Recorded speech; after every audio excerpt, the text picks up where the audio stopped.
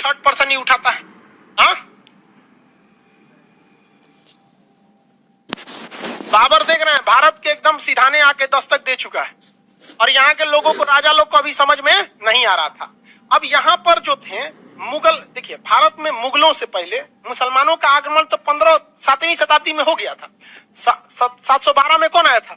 मोहम्मद बिन कासिम, हमला करके चल गया।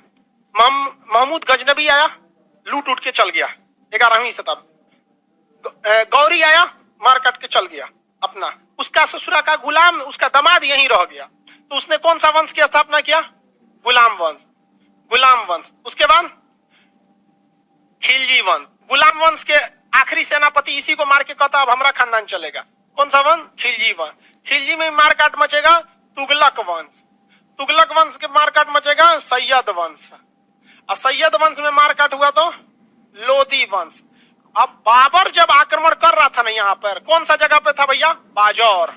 बाबर कहां तक आ गया था? बाजौर। और दिल्ली में वंश चल रहा था लोदी वंश। कौन सा था? लोदी वंश। कौन वंश? लोदी वंश। एक्चुअल में लोदी वंश वाले जो थे वो भारत के नहीं थे, ये भी सब ससुरे सब अफगानिस्तान से ही आए थे। सब कहां से? अफगानिस्तान। और अफगानिस्तान वाला कितना मरखा होता है सब, ये तो 2021 में भी आप देख सकते हैं। इन ससुरों में कभी जमता ही नहीं है। तो बाबर सोचा ना कि ससुरों को यहाँ से खेत देते हैं हम। किसको? लोदी वाले को। ये लोदी वंश वाले महालोल थे सब, अगल बगल में लड़ाई लड़ते रहता था सब, और अपने चाचा भतीजा में मरते रहता था सब। तो ससुरा इसी के खानदान में अहमद शाह लोदी, आलम खान लोदी जो था यहाँ पर, इसी के खानदान में इसको किसको आक्रमण दे दिया? बाबर को, कि आइए बाजौर में कहा है, दिल्ली आइए, आक्रमण कीजिए, हमारे चाचा को मारिए इब्राहिम लोदी को, और हमें सत्ता दे दीजिए। तो आलम खान लोदी, दौलत खान लोदी, दो लोदी वंश के दो लोग, कौन कौन? आलम खान लोदी, दौलत खान लोदी। तो ये दो लोगों ने अपने ही राजा इब्राहिम लोदी को मारने के लिए किसे निमंत्रण दिए? बाबर को। लेकिन ध्यान से समझिए, इन लोगों ने कहा कि आप मार दीजिएगा किसको? इब्राहिम लोदी को। यहां लोदी वंश में कौन शासक था? लास्ट शासक इब्राहिम लोदी। कौन वंश था? इब्राहिम लोदी। इसको निमंत्रण कौन दे रहा? अरे भाई तुम कहां से आ गया? दो लोग, आलम खान और दौलत खान। आलम खान लोदी और दौलत खान लोदी। इन्होंने कहा आप आइए बाबर और मारिए किसको? इब्राहिम लोदी।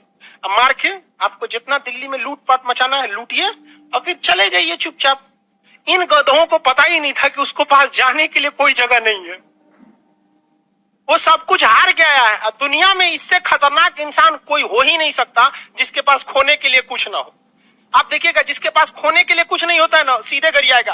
किसी को गरिया देगा? मुख्यमंत्री को कहेगा वो कौन चीज कर लेगा हमरा, ओकरा बात का बात है। प्रधानमंत्री को खड़े गरियाएगा, कहेगा मोदी जी के बस का बात, हमरा कुछ कर।